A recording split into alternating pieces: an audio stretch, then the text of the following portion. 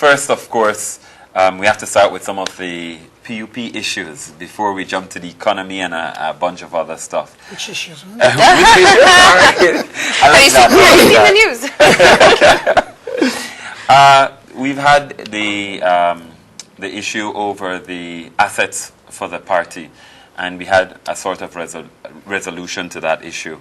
Where exactly are we with that? Well, certainly the issue of the assets has always been something that's very emotional for party members, feeling strongly that these assets are supposed to be held in the name of the party, of the PUP.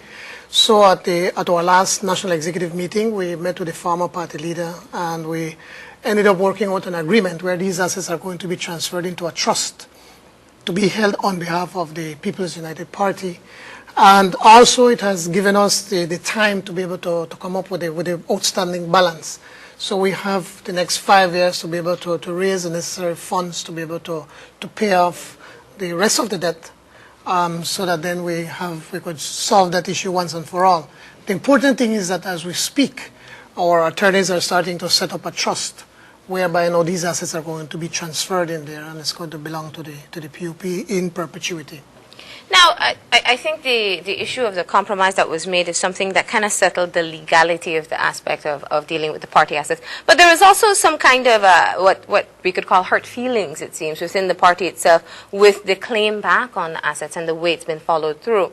Has there been a mend with the relationship because of what was caused because of this? Well, as I said from the beginning, it is an emotional issue. Mm-hmm. Whenever you think Belize Times, you think PUP, you think Independence Hall, you're thinking about the history of this country and the People's United Party. So for us, as I wrote in the Belize Times last week, it is more than just an asset. Some people say, well, get a new one, but it's part of the history of our party.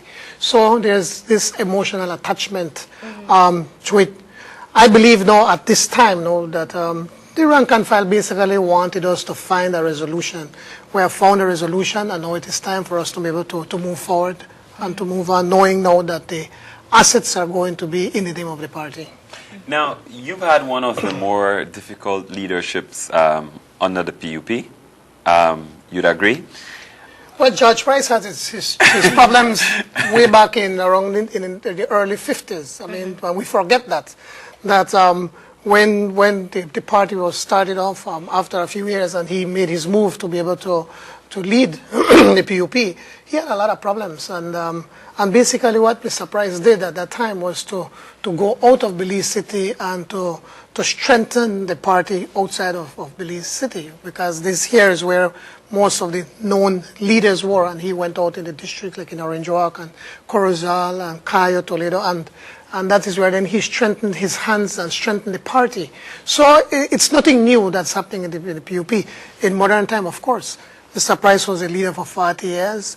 When Mr. Musa took over the party in 1996, which I supported, everybody at that time was already talking that the PUP is going to form the next government. So then what happened, everybody just, went in line and said, we want to be part of this, we want to win. In our case, or in my case, here we came through the worst defeat the party has ever had in its entire 59 years of existence. There was already this division within the party from way back as early as it started to manifest itself publicly, as early as 2004 with the G7, when a group of us ministers resigned from the cabinet. And unfortunately, we did not find a way how we could mend fences from way back in 2004. And it just continued building and building to when we went to 2008 and basically had the worst defeat. So obviously, any leader that would have taken over, it would have these very same challenges, because you have different people with different ideas and trying to find a way how they could put everything together. In my campaign, I said that I believe, and I still continue to believe, that I am the best person to unite this party and to be able to move the party forward. It has been quite a challenge, yes, but we're getting there. We're getting more and more as the days go by. The party is starting to unite. For us to be able to get ready for victory. And I can guarantee you that by 2013, the People's United Party is going to form the next government. Now, the situation that you speak of, in reference to the division of the party, it's been something that's been under a lot of scrutiny from the general public. The issue was one of the main campaigning points for the opposition in the municipal election, the old guard versus the new guard. Now, part of the issues that led to the defeat included some of the decisions made by the party when they were in government.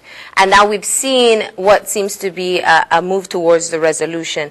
We've heard people talking about whether or not this is a good move. And you've obviously suffered or heard a lot of scrutiny about it. How do you go about mending the impression or the perception that is made from the decisions that happened that led to the defeat to the inclusion of these people in your party now? It is going to be a process.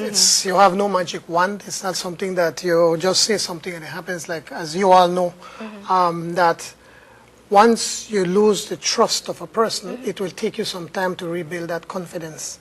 And that's exactly what we have been doing since we took over, or I took over the leadership of the PUP, that we have gone to the National Assembly, and in cases where we believe that what was being presented is in the interest of the country, we have supported the government as opposed to the UDP who was just opposing for opposing. So that's the first thing. Secondly, we have been going to all our constituencies and rebuilding the party from the bottom up, electing new executives, local executives. We've been looking at the philosophy of the party. People felt that over the past probably 15, 20 years, we started to stray away from the core beliefs of the PUP, the issue of social justice, the issue of serving the people, the issue of working for those that need the most, as opposed to being looked as a party of special interests. So those are some of the issues that we have been working at. We've been looking at the philosophy. At the last executive, we started to revisit the philosophy of the party, not to change the philosophy, but to strengthen it. At that time, when it was first prepared and presented, we were talking about social justice. But now we believe that we also have to talk about economic justice and environmental justice and some people.